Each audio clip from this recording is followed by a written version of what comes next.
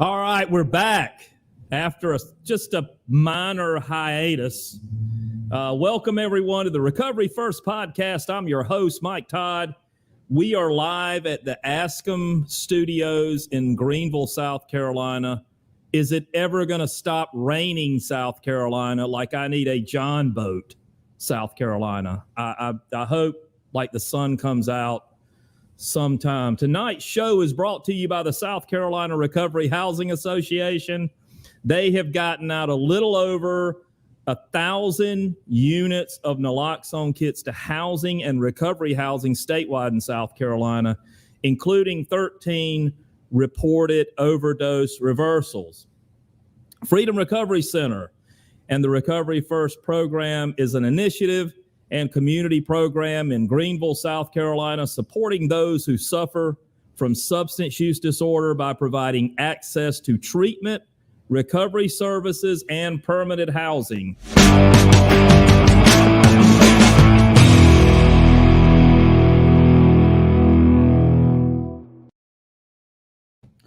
Okay, as we get this out, we want to remind everyone of the South Carolina Recovery Housing Support Hotline.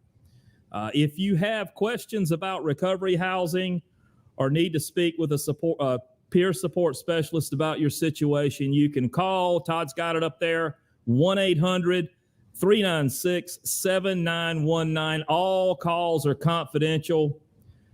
The Jessie May, want to go into this, the Jessie, we're so proud of this initiative in Greenville, South Carolina. I want to give a shout out to Challenges Inc., Mark Burroughs, Chris Stepp, the work that they are doing. And I want to let everybody know that the Jessie May harm reduction bus, so really cool.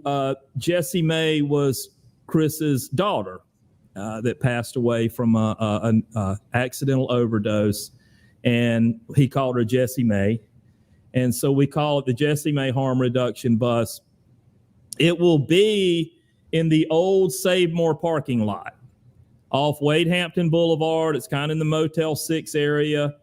From 5 to 7 on Friday, they will be out there doing their thing, giving out naloxone, clean syringes, spreading love, dignity, and the message of recovery all throughout the community. And I do want to say this, they do screen for HIV out there, so you can get tested out there. Also, they are at New Life Church, that's in Berea, over in my part of town in West Greenville, off of White Horse Road. The address is 2690 West Blue Ridge Drive, Greenville, South Carolina, from 7 to 9, and that is on Thursday nights. But if you need more information about where they're going to be, or you need to get in touch with these folks, inbox us, because I promise you, if you send a message, Todd gets to me real quick, right, Todd? So I'm excited tonight because this lady's just an inspiration, and we have a lot of fun. We met in Las Vegas for Mobilize Recovery, but I'm here tonight in rainy Greenville with my friend Carleah Summers. She is a state lead at the Maryland Recovery Advocacy Project, executive director at Nathan's Ridge Structured Sober Living for Men, founder and executive director at Rainbow of Love Recovery Foundation. She also has Andrea's House, which is a transitional home for, get this, women and children. That's amazing. She's also a person, are you ready for this? She is a person in long-term recovery that is running for Congress in Maryland. So good to have you.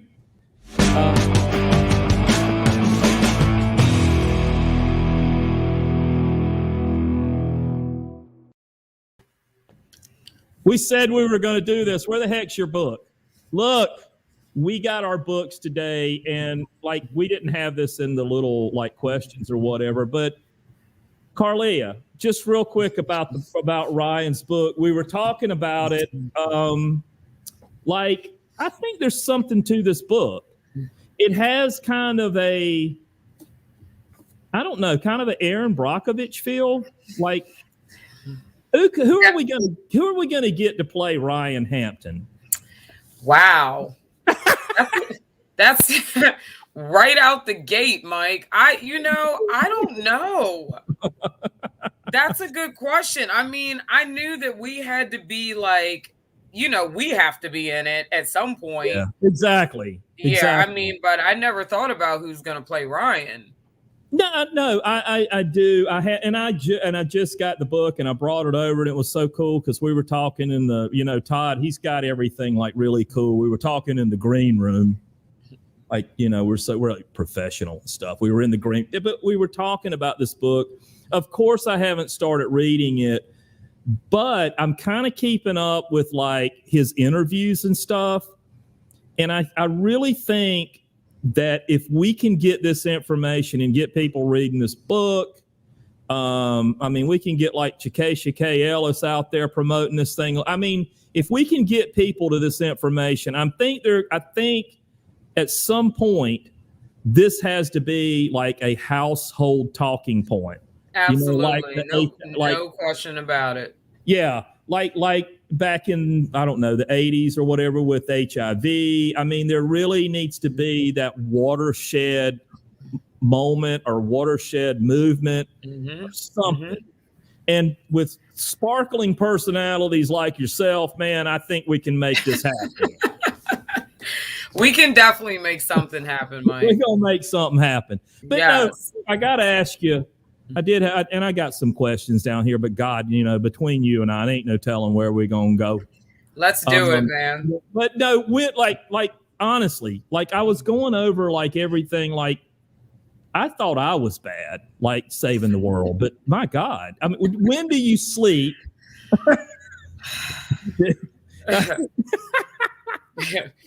That's probably the $15 million question. I don't sleep much, which I hope my sponsor's not listening to this because I'm going to get in trouble for lack of self-care. But my brain is always generating another thought, or how to improve something. So I do very, very, very little sleeping. Like, are you one of those people that like can sleep like? Because I can't do this anymore. So I like just turned 56. Like, I can't believe I did, but I did. Am I 56? Yeah, you are, Mike. So, but like you can sleep like 4 hours. I can't do that, but I bet you can sleep like 4 hours. Yeah, I've grown accustomed. I also think it's a mom thing. I think moms can function with very little sleep. Yes. Oh my God. But, so I'm going to try to stay on the script here, so to speak. It's not going to happen. It ain't going to happen. But no, so just tell us a little bit about like, where did you grow up? Now you did tell me this. Mm-hmm. You told me this. We talked about this in Vegas, and we're going to talk about meeting in Vegas, obviously, and really like what connected us. It was really cool because we had assigned seats. And I was like, man, I want to sit with my people, but I had the opera. And then, we sat together and then you said something and we'll talk about it later. But it was like this connection that we had. But you did tell me this, that your dad grew up in none other than Columbia, South Carolina. Mm-hmm. Yep. Hot butt Columbia. Columbia is hot. Yes, it is. I was like telling you, like you can leave Greenville, South Carolina, it's 95, and then you get to like Columbia, it's 105 because it's literally in a bowl. Mm-hmm. I don't know but where did you grow up? So I grew up predominantly in Frederick, Maryland. So I moved there when I was 10 years old. So I've been in Frederick since then, and that's where I spent most of my life. So you're most of your life in Maryland. I didn't know that. Okay. Yeah. Yep. So here we go. And I think this kind of where we started. So what was the moment growing up or looking back? Was there a time, and I had the opportunity because when we one of the things that we did at Mobilize Recovery is like, we kind of like talked about like what made us tick. Cause I just used to think I was like I'm really grateful for Mobilize Recovery because I always thought I was just kind of crazy. And then it was like, and especially this year, it was a little bit different this year. I think I found like my people and other crazy people that just think, okay, I can make a difference. And if I don't make a difference, I'm gonna damn die trying to make a difference. And that's just me. I'm the person that kind of runs to the need. But was there like something that happened to you, or was there like that moment that led you to advocacy as a kid? And we've talked about this, and it's kind of similar, but was there any moment? Oh, it's narrative time. I hope Daniel's watching. He would be so proud of us right now. Oh yeah, our coach. Yeah, He's giving us snaps. Oh my God. He was awesome. He did such a good job. He was great. He was amazing. But snap time on yes, because I really get that from you is that your experiences in life have led you to be this really inspirational person that you are today. But can you kind of talk about maybe one or two? Yeah. So I think I kind of talked about and shared at Mobilize Recovery. So I'm at a very young age. My dad was incarcerated. And so I remember feeling like it was my fault, that he was gone and like I did something for him not to be there. And so struggling with the feelings of abandonment carried, on through the majority of my life, and so then later on, fast forwarding to the addiction aspect of it, those feelings of abandonment eventually left to me trying to fill a void, and so once I started using, and trying to find something to help me cope, I became a single mother. And so my son was 10 months old when I got into recovery. And I mean, I don't think that the women in early recovery that are mothers get enough credit. I'm going to tell you, out of all the things I've done in my life, there is nothing harder than trying to parent and stay sober. You don't even know who you are, let alone to take care of a little person or little people if you have more than one kid. And the lack of resources and housing and all that stuff, it just really, it set something, on fire in me to want to help with that. It's hard. It's very hard. It's so cool that you talked about that. Now I'm going to back up just a little bit. And the next question was like, what got you into recovery? And we can talk about that. But I remember how old you were when your father got incarcerated. All right, let's see if you passed the test. 11. Yep, you win.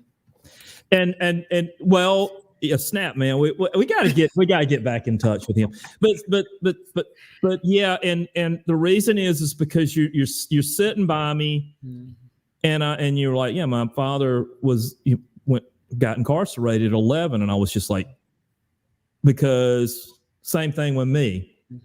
The first time my father left and got incarcerated I was 11 years old. And it was just, and all of a sudden it's funny how it was really cool how they did that, because there were so many things, there were so many diverse people at our table, right? Yes. But we were connecting on so many things, from, fathers being incarcerated to racism. We had a lot of experiences on that. I understand that on just a lot of different things. But it was when you said that, I was like, well, mine did too. And it's so true. And I was thinking about that. I remember I had no idea that my dad was even like they were trying to hide it from me. Like he went to trial and everything, and it might have been a little different than yours, but I remember he had, I guess his attorneys and stuff, they would have meetings at the house, and I asked my mom, I said, what are they doing or whatever? And then I kind of overheard them like there's a trial going on.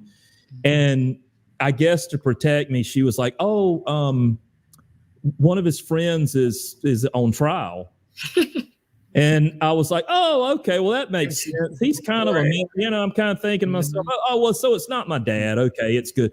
Well, then all of a sudden, I thought it was his friend that was on trial, but it was my dad that was on trial. And he had to come in my room and tell me that he was going away. And I was like, damn, why didn't y'all kind of tell me, And I remember how hard that was. It was, wasn't it? To very hard. Very hard to know. And it was shocking to me because of the way it was done. Right. But I do remember that. And it was very hard to process. It was for me. And, and I remember because I looked at him as like, I mean, he was, of course, he's my dad, but, and of course, I don't know about your situation, but like my dad's was in the paper and stuff. It was in the paper and stuff.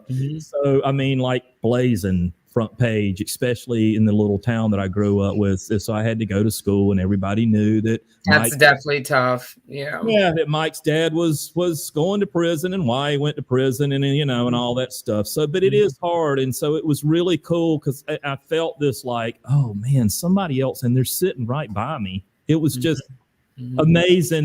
And we just got to be, friends from there.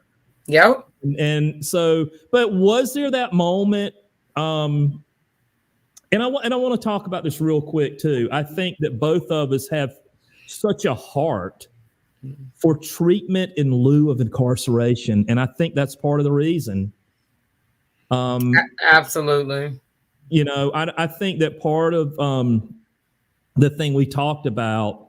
And now, if anybody's watching this, and Todd's probably like, "Oh my God," but you see kind of how we kind of click. But I think that one of the reasons I'm so passionate and I'm drawn to people like you is because I realize in part of the forgiveness process when my father never got the help that he needed for his mental illness. Looking back, he had PTSD so bad. So bad. He struggled so bad. And, he never got really what he needed. All he ever got from the time I was in probably my mid-20s was just locked up. And I don't know if can you relate to that at all? Or? I can definitely. And it's kind of what made me really want to find a way to give back to men in incarceration. My husband spent quite a few years incarcerated, and just listening to a lot of his stories, and from working in the field, jail cells, prison cells, institutions have become a way of treating, as a form of treatment. And it's like, when did that become the case? In most cases, they're traumatized in prisons and jail. They develop PTSD. They, go through all types of things, and are introduced to traumatic, situations and scenarios. And it's like, you have somebody that may have been struggling already, but then you incarcerate them and they come out with even more issues. And so I'm always a fan of, hey, can we get to the root of the problem? It to me, I always use the analogy. It's like putting a Band-Aid on a gunshot wound. You know what I mean? Like, we have to get to the root of the problem, and throwing someone in jail or prison is not going to solve the issue. No. And my father passed away, so I guess it's okay. I can say this. Like he'd probably be like pissed off if he were still alive because he didn't know he suffered a lot of stigma. But he had, when he was 14, I did not find this out about him. When he was 14 years old, he had a specific summer, and unfortunately, he found his father dead, and then and like a couple months later found his uncle dead.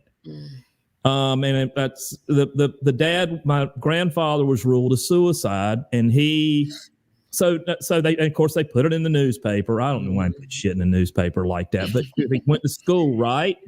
And everybody's like, "There is dad," and he didn't think that his dad committed suicide. He thought his dad was murdered, and he never got over that. He struggled. I watched him struggle with that.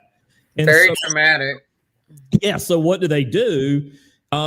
He has substance use, but he got in some political trouble and stuff like that. But they throw him in jail, and then, but you're right, and I think that's why I'm so passionate, because I think about my father a lot, and I know you think about your dad a lot too, man.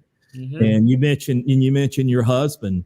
That he was incarcerated, and this is because I can see I had so much passion, I mean, but was there, like, you talk about, and I heard a lot about this in Vegas, like they put you up on the stage, right? But, because they would take like certain people, but like there was that moment in recovery that you knew that you had to do something different. Can you tell us, like, what was that like for you? So getting into recovery, I think the moment that I shared was the night that my son was crying. Yeah. And when I got up, like his face was tear stained, his onesie was soaking wet because he had been crying so long. And when I got to the door, my mom met me at the door. And the look on her face, I'll never forget it. Like, my mom is one of the strongest people I know, but in that moment, she was as fragile, and just said, "You have got to get some help." And from that moment on, I don't know. It was a true God moment, because the next day I called treatment and I got into treatment. And so, I didn't look back, it like, even still, when I tell that story, it puts tears in my eyes to even, put that visual, in play. But it just shows you how powerful the disease of addiction is. You can take the best human being on earth, but they're no match for the disease. No. And I hear Carol Cruz has a similar, she's I love Carol. She's Cruz. awesome. Very similar story to yours, where it was like, at some point she looked at her child and said, I gotta do something different. And she did, and you did too. And and I was thinking about this. There's a book that I read, a recovery book that I read, that talks about how we can become responsible, productive members of society. But like, I've been hanging out with you, and it kind of like, it stops there. Like, okay, you can become a responsible, productive member of society. But I think we can do more. I think we can run for Congress. I think we can run for president. I think we can. One of the moments that I had was listening to Patrick Kennedy, when he talked about, like, yes, oh my God, you were sitting powerful, honey, so was I ready to throw I looked at you, I said, I'm getting ready to throw a chair across the room, because it's just amazing. That man is amazing. I love him. And I hope that, like, we need somebody, like, I think Ryan, but we need like I think he could really lead our movement. I felt that from him. But one of the things that he said was that people in recovery have so much to teach the world. They have absolutely so much to give the world, but we struggle with this thing of, and I know I didn't come out with my recovery, and I say this a lot on the podcast, I didn't come out with my recovery till I had about 25, 26 years. I'm old. But I didn't come out with it because I just, we've been in basements, man. Right. And it's like, but so it was like, it's like so inspiring to see you running for Congress. We were joking around. I said I was going to run for like State House or something like that against anyway. I won't go all into that. Just like piss some people, like just let it rip, man. Just let it, like, maybe getting on the debate stage or whatever. But anyway, this question, what is your pathway in recovery? Are there different things you've done through the years? Is there a couple solid things that help you sustain your recovery? So my particular pathway to recovery was abstinence and the rooms and the 12 steps of Alcoholics Anonymous. I didn't know that. I have a sponsor. I work the 12 steps. I do sponsor. I only have 2 sponsees right now because I believe you really have to dedicate your time. And so I will not take on more than that. But I do believe, and I cannot forget the spiritual component. God has been the center of my recovery. And I can tell you right now, without God in my recovery, I would not be where I am today. For sure. We didn't really talk about that. I didn't know you were, 12 steps, but that's cool. I won't go into mine because I don't want to get in trouble. I'm an old. You're always in trouble, Mike. I'm an old NA guy, but did you experience barriers, like treatment barriers, or like being maybe a minority woman? Did you have some barriers and experiences with that as you kind of got into your? I won't say that I had barriers in the treatment world or aspect. I will say in the nonprofit professional world, I have definitely had to climb and jump some hurdles for sure. Just fighting to get respect in the community for what I'm trying to do. And, I always say I have 2 strikes against me. Not only am I a minority, but I'm a woman. And so I have to work twice as hard as the average person. And so I just don't allow it to stop me. I could make all the excuses in the world, but, that just wouldn't be me. So I'm probably the worst person to tell that you can't do something to. I'll find a way to do it. See, I'm telling you, man. I keep telling. We were talking about this. I got to go out and just like work for the campaign just for a couple of days. Because y'all will need, like, when it starts winding down, like, y'all will need my enthusiasm, right? Yes, we always need your enthusiasm. But no, I mean, and it is funny that you mentioned like being a woman and the barriers and all that, because I married a single mom. She had 2 children, 6 and 9. Shout out to Baby Love. I call her Baby Love. Oh. But yeah, I mean, and I can remember, oh my gosh, I mean, that woman, she'd worked 2 or 3 jobs. I don't even know how the heck we met. You know what I'm saying? I mean, like, oh my gosh, but I came along and I helped her raise the kids and but I just remember how hard, I mean, I would just go. That's funny you say that, because I was just talking to my brother earlier, and I said, I am definitely not one to take excuses. I remember in early recovery, I had 3 jobs, I was working at a hotel, and then I would hostess at a restaurant in the evening, and then I clean houses on my day off. Like, you sound just like. Yeah, I mean, because that's what I had to do to pay for daycare and do what I needed to do. Yeah. And so I don't know what it is to not grind. It's a natural way of life. And I believe some of us have it and some of us don't, know? Yeah. It's amazing. And like, we talked a little bit about self-care, because like when I was reading all the stuff that you do, I mean, it's like, oh my God. I mean, what does a typical day, like, I wanted to ask you this because, like, are you involved with the day-to-day operations of these houses, or are you lucky enough to have someone that like you raised up that does a really good job, or How does that So day-to-day? I initially was in the day-to-day operations every day, all day, weekends. I have amazing staff who is very supportive, and thank God for them, because it has allowed me to be able to run for Congress and to really expand this platform for the recovery community. And so, no, this is not a one man band. It does not work like that. But I still, my girls give me a hard time in the houses because they're used to seeing me all the time, and I've had to pull back. So, and I do miss it.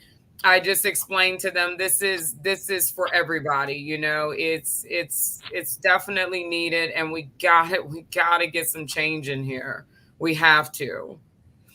Yeah, I'm grateful that you like. So I'll say this: I had a guy that we raised up and came through my program, and I knew there was something special about this dude. I mean, I say this to my guys. I mean, he came in on the balls of his behind, and before it was over with, he was running the place. And I trust him today with my everything. And unfortunately, he had to move. In the last, I think it's been the last couple months. It's been such a transition. I didn't think I was going to get to Vegas, but it was amazing. Like, having somebody like that, and he's still, I'll say it, he doesn't watch this stuff, he doesn't do Facebook or anything like that, but he's still definitely one of my best friends. And it was amazing to see somebody come in like I said, on the balls of his butt, lost his house, lost his marriage, and he ended up getting back with his wife, and his son didn't speak to him for years. It was actually his stepson, but it was his son. Okay. He didn't speak to him for years. And then his son, not too long ago, before he moved, his wife got a really good job, but before he moved, he came up to me and he said, he wants to have my last name. How cool is that? I mean, but it is amazing, that you talk about those people, and we go through a lot. Like, sometimes you're like, oh my God, are they just going to burn the place down? Like, as long as it's not burnt down, no.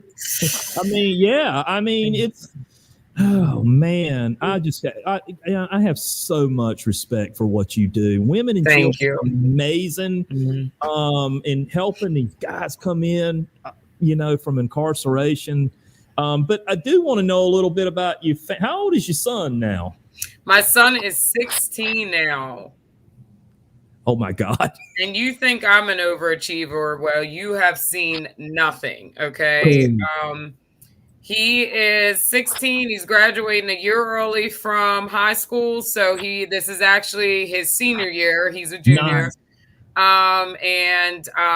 I can't tell what school he's going to, or I'm going to be in trouble. He hasn't done an official announcement yet. Right. That's okay. Yeah. But he's involved in everything. He's, president, student council. I mean, he's a super overachiever. So I'm very proud of him. It makes me proud every day that I got sober and gave him, a better life. And I mean, he definitely keeps me on my toes because he makes me work hard. So we challenge each other. Isn't it amazing that little boy? I'm trying not to cry. Yeah. I'm a damn crier. Who gives a shit? Crap. I'm a crier. That little boy that was in the wet onesie is now just. And you said I was trying to process what you were saying but you said he's graduating early. He's graduating a year early. Oh. He truly is. He's an amazing child. He is. Taking college courses. He's in a teacher academy program, 3.8 GPA. He defies all odds. He's amazing. So, he definitely, I would look for him to be on somebody's campaign somewhere in the near future. He doesn't know it yet, but he's such a politician. He's Is he really? Yeah. Oh yeah. Natural. Yeah. That's cool. That is so cool. Natural. Yeah, and oh man, that's so amazing. I wanted to ask you this.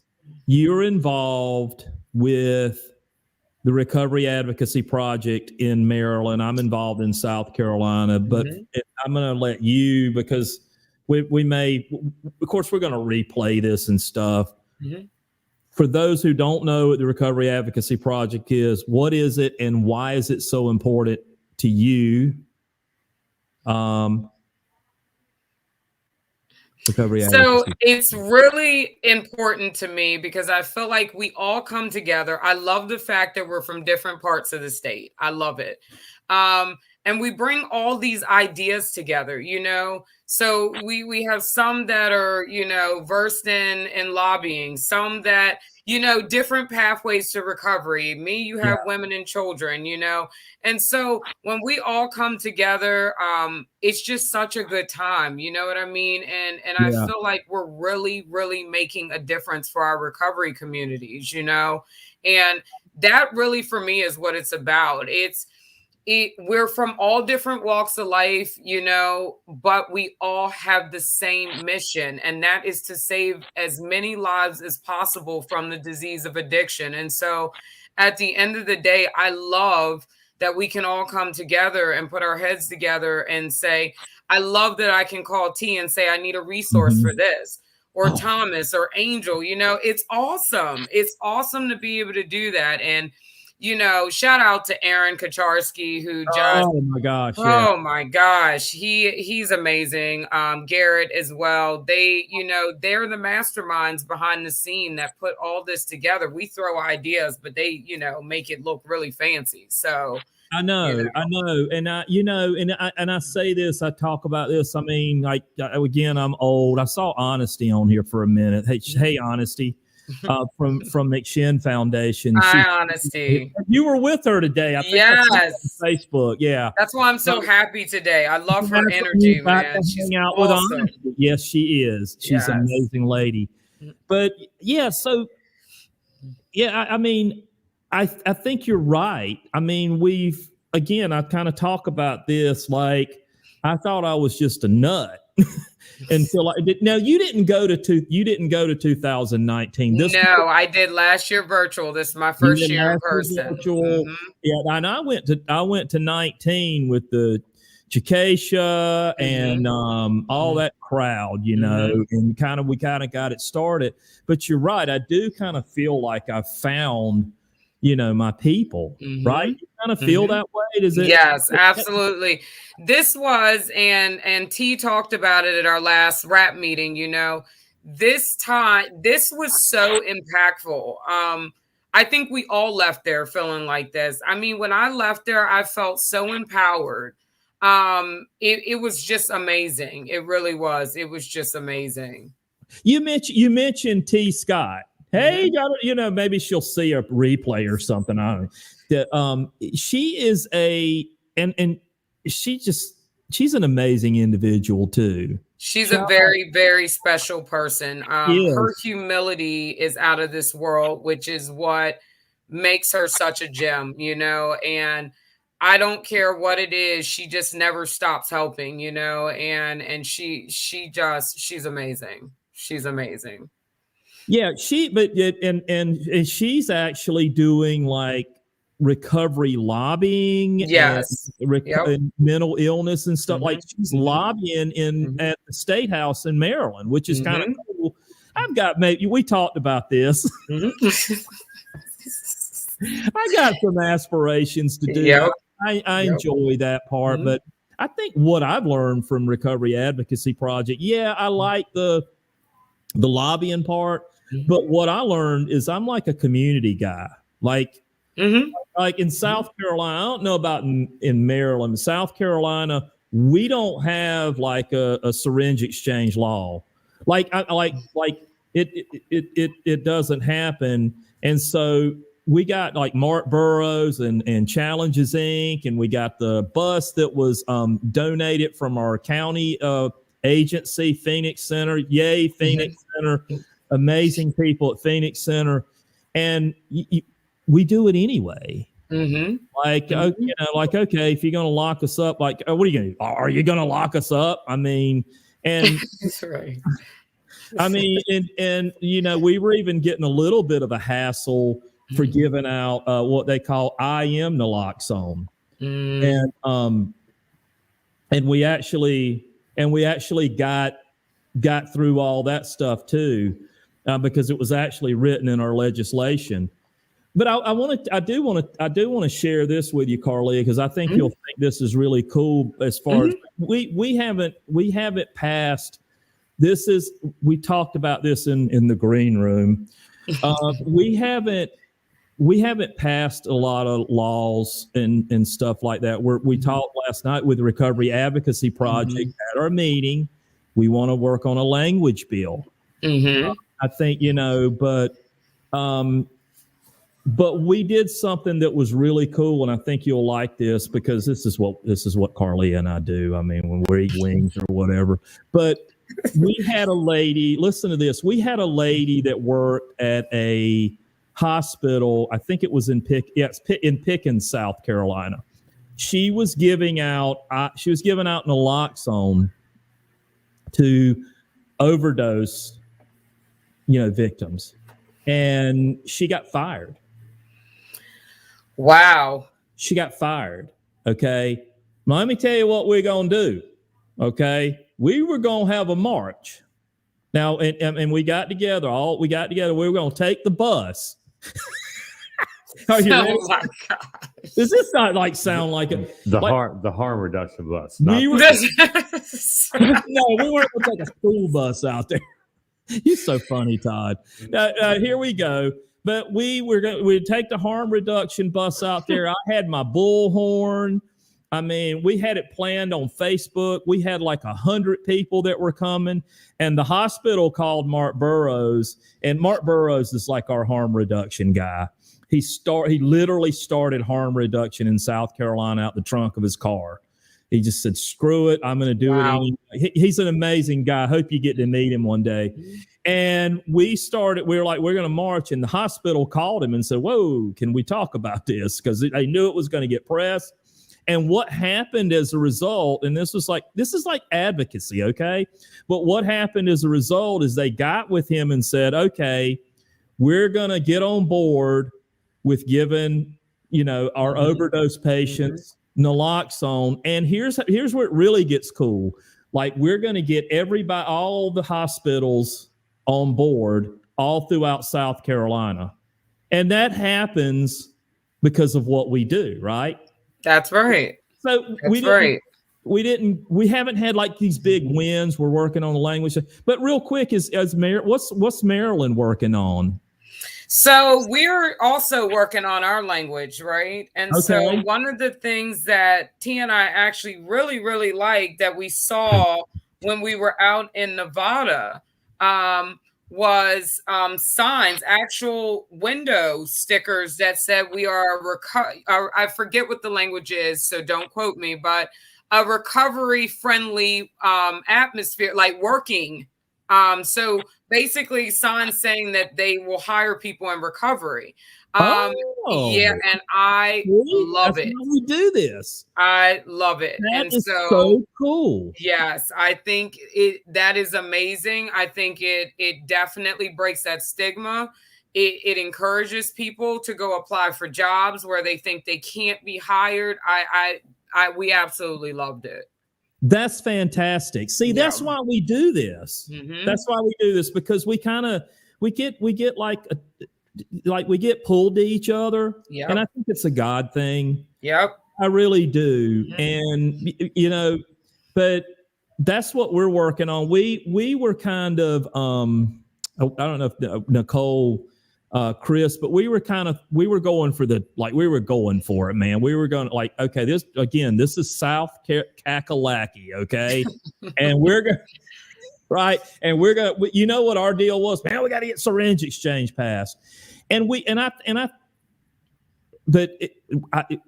South Carolina, and we finally said, okay, we talked to Stuart Smith, I think it is, out of Nevada.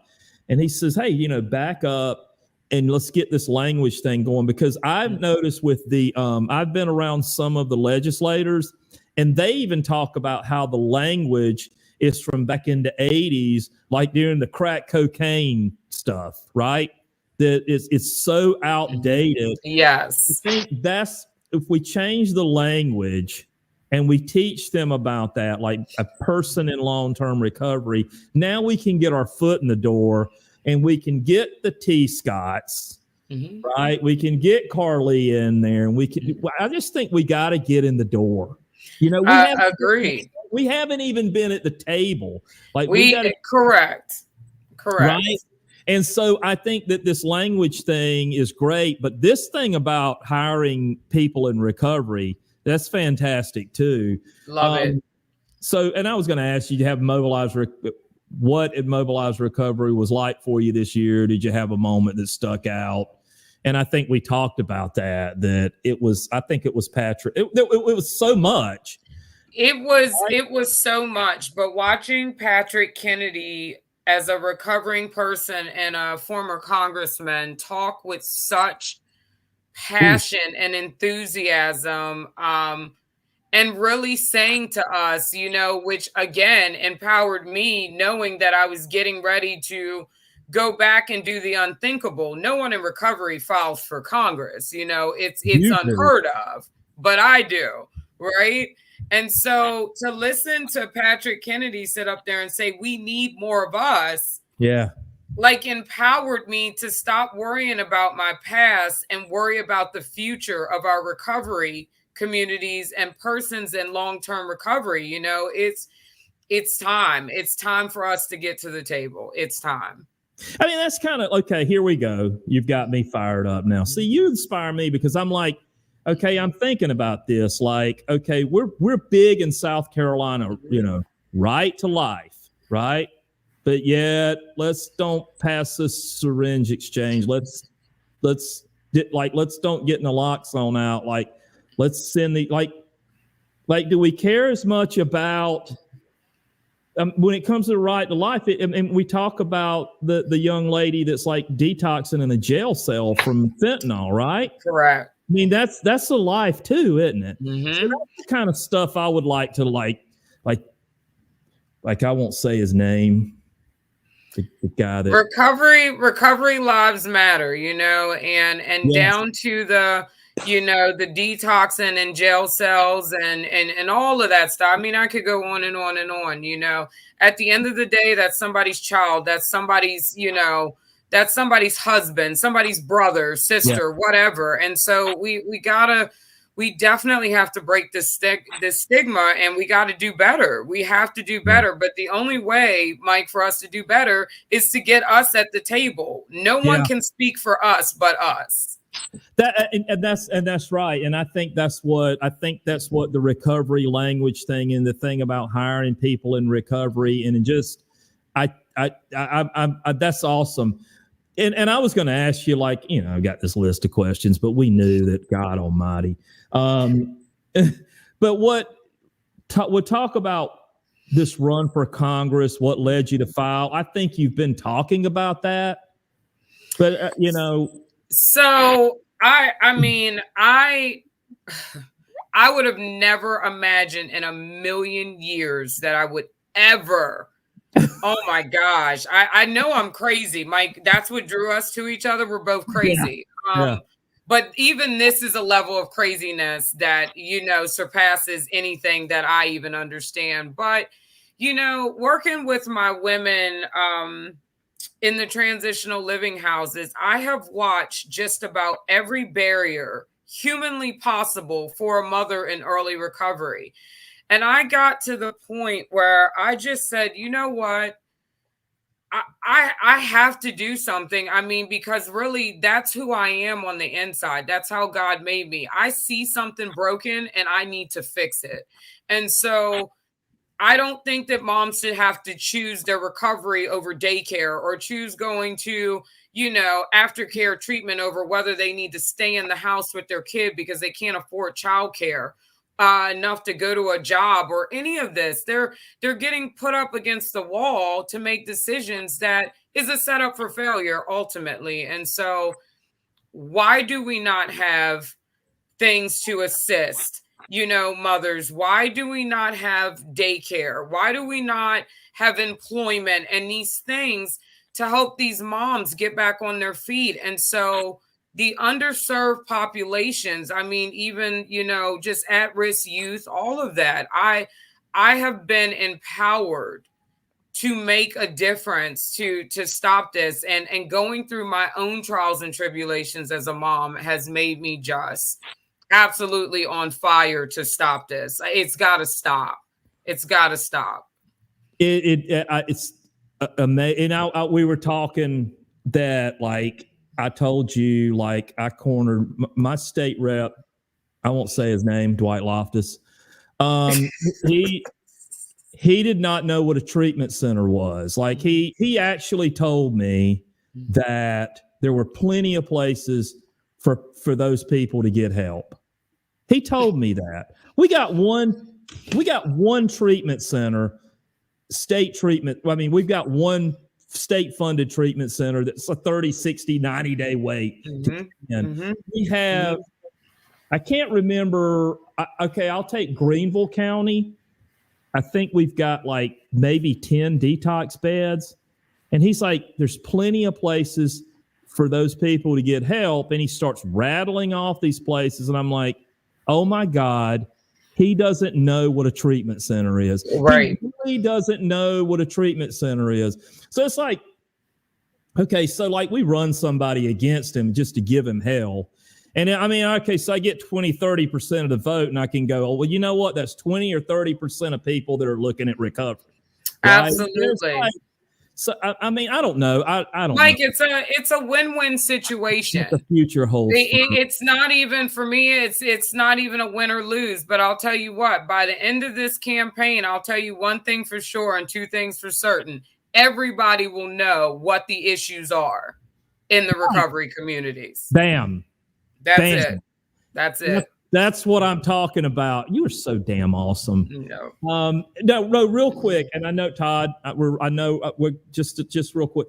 We talked about this a little bit, regardless of what your views are on politics, but somebody inspired you to run. Can you talk about her just real quick? And you told me to download her movie, but the dang thing didn't download or whatever. I was going to watch it on the plane, but kind of, you got some inspiration. Who was it? I know, but tell everybody. Yeah. Definitely Cori Bush, man. Okay. I love her. I absolutely love her. I love what she stands for. I love her honesty. I love her authenticity, her transparency. She is the real deal, and when you see her, it's always in transparency. She's talking about real life things that, low income families go through every day, and that's the stuff that matters. And to watch her run a campaign at the lowest point of one of the lowest points of her life, and to unseat the incumbent was, I mean, just living proof that we're ready for change. The people have spoken. We don't need anybody else to throw money around. We need people who are actually know what it feels like to not have, know what it feels like to be hopeless, knows what it feels like to not know where you're going to lay your head or what you're going to eat or feed your kids. Yeah. That's what I'm talking about. Yeah. I mean, I think about that a lot. That moment for me was like, I was living in my car. I was homeless. I pulled up to the meeting and I was like, I ain't going back in there. I mean, I cannot, because there was some people at the time that weren't so nice. I mean, if you had, we called it relapse then. That's old language. We call it a reoccurrence now, which is, proper language is important. but I was afraid to go in there, and a guy by the name of Bill O just happened to be standing there, and he says, where are you going? And I said, and really, honestly, I was really very close to ending my life. And he said, hey, why don't I walk in with you? And I think that's why, like peer support for me is so important. Absolutely. I love my peer support people, and I know. Shout out to the peers, man. Shout out to the peers, man. Oh my goodness. It's so good to have them, because they're like, people aren't going to just walk in like I was afraid, are not going to just walk into a 12-step meeting, or maybe, but there's somebody. These peer support people are doing what Bill O did for me, and he became my first sponsor, and I connected with him. He said something kind of like the way we connected when you said, well, my father went to prison when he was 11. I was like, and then you started talking about running for Congress and all this stuff. And it was just, I just want you to know, I had an amazing time in Las Vegas hanging out with you, and shout out to Greg. Yes. Greg Jacob. Hi, guys. Yeah. And Nicole Chris. We get Nicole Chris. But, and it's funny that everybody's kind of like from Maryland except for me. But when I was a kid, my mom and dad used to take me to Maryland. We used to go there to eat crab. Isn't that crazy? If you come to Maryland and don't eat crabs, you shouldn't even come to Maryland. I got raised on blue crab, honey. Well, actually, Carleah, I'm going to jump in here. So I'd actually heard that there's a shortage right now on crab in Maryland because of everything COVID related. Can you? Yes, there is, and they are terribly expensive, Todd. Terribly. What you and Greg were talking about it. How much are they? A bushel or something? I know I saw as high as like $3.50 a bushel at one point, which is just insane. Hey, sorry, we'll get to just crabs. I can talk about crab, but somebody said they just found the podcast. Whoever that was, I didn't get your name, but we're going to replay and reshare this thing. I mean, we do it live. But somebody said, I can't help it. I don't see worth a crap. It was actually Raymond White. He said, hey, Raymond. The podcast that we're ending, but it will be available immediately afterwards. Give it about 5 minutes to reload the page, and it'll be available there. It's also available on YouTube. We take the audio as well, and we convert that into the audio podcast for our Thursday night episodes. So you can find that everywhere that you can find your normal podcast programming. So this thing will be blasted out pretty quickly tonight after the show. We got to get this inspiration out there for everybody. And I want to say this as we kind of wrap up. I want to talk to my recovery folks, and you know where I'm going. Carleah, let me handle this, okay? All right. Announcement.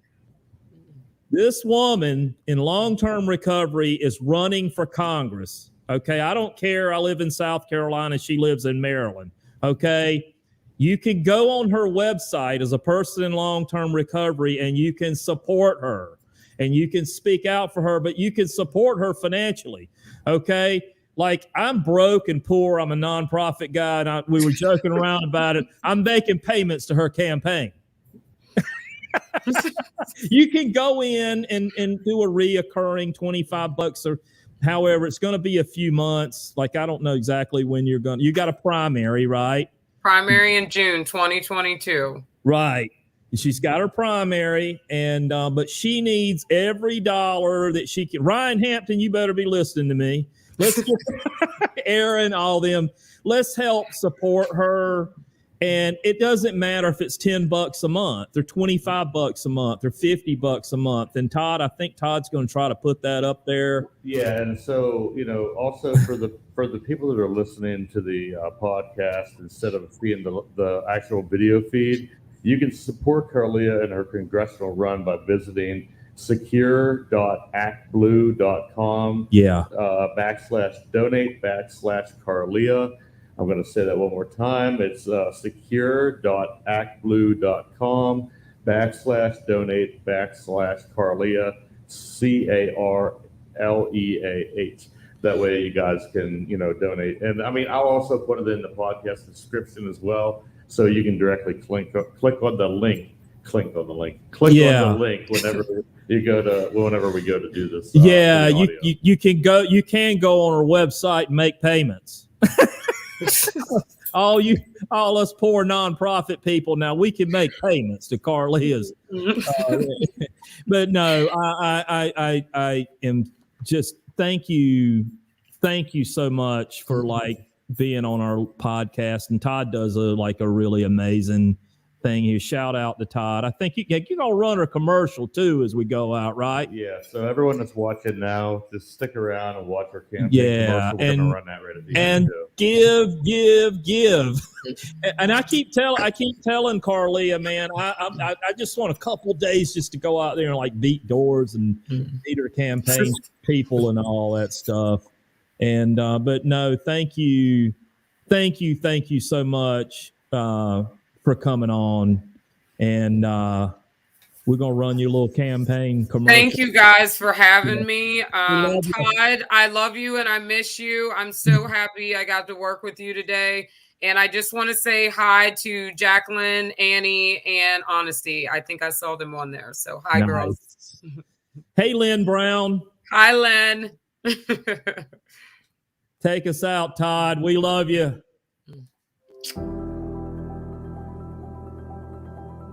I spent the majority of my life growing up in Frederick County. I've raised my family in Frederick County. I never would have thought that I would ever become addicted to any substances. I remember I gave birth to my son, and at 10 months old, I decided to enter treatment and to change my life. I will never forget the struggles that I had to go through just to provide for him as a mother, let alone to take care of myself. And through my walk in this journey to recovery, I found that I was not the only one in need and that I had something that I could offer. I have dedicated my life to helping others who are facing the same battle that I had to face. I started off as a peer and I worked my way up to an addiction counselor and eventually branched out to starting my own nonprofit in which I house women and children and allow them to recover with their children, and also reentry housing for men coming from incarceration. We've all made bad choices, but that doesn't mean they can't make differences in our community. It doesn't mean that they can't go out and lead and be successful in our communities. And so I want to shed light on that. I want to give them voices, and I want to let them know if I can do it, they can do it. I decided to run for U.S. Congress because we need change. The opioid epidemic is at an all-time high. It has been very tough on the recovery community to function through all of this. We've seen a rise in not just the opioid epidemic, the mental health crisis, and there is a huge need for help at this point. In order to combat this opioid epidemic, we are going to have to invest in transitional living. We're going to have to come together and work. When these individuals come out of treatment centers, we have to be there to give them resources, to give them a second chance at life. And we need to work on keeping families together opposed to tearing them apart. And without someone running with a voice that has experienced it, who has lived through it, I understand what it is to have no hope. I understand what it is to be depressed and want to give up. But I also understand what it is to stay in the fight and what it is to have a voice, because when we have a voice, we encourage others. When we recover out loud, we give others the inspiration they need to keep going one more day.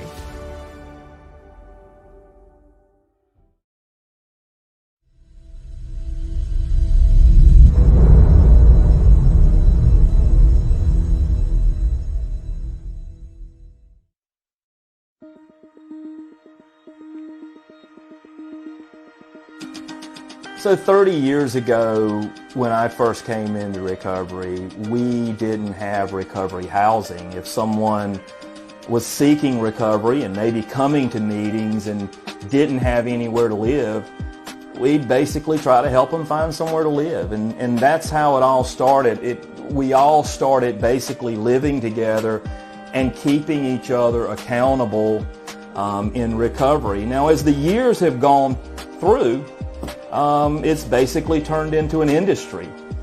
And with that industry, there comes a lot of challenges. There's quite a bit of exploitation. You know, you're dealing with a very, very vulnerable population. So that's the reason that we started the South Carolina Recovery Housing Association, to help providers, to help other recovery housing operators, to help mentor them, to advocate for them. And one of the things that we did right off the bat was we started getting naloxone into all recovery housing in South Carolina. We were very fortunate to get a grant from the Clinton Foundation and some help from the Recovery Advocacy Project and Challenges Inc. and Favor Greenville, and you know, all of them combined have helped the South Carolina Recovery Housing Association to begin getting naloxone into all recovery housing in South Carolina, and to help train their residents on the use of naloxone. We believe that is the first standard that we need to accomplish in South Carolina.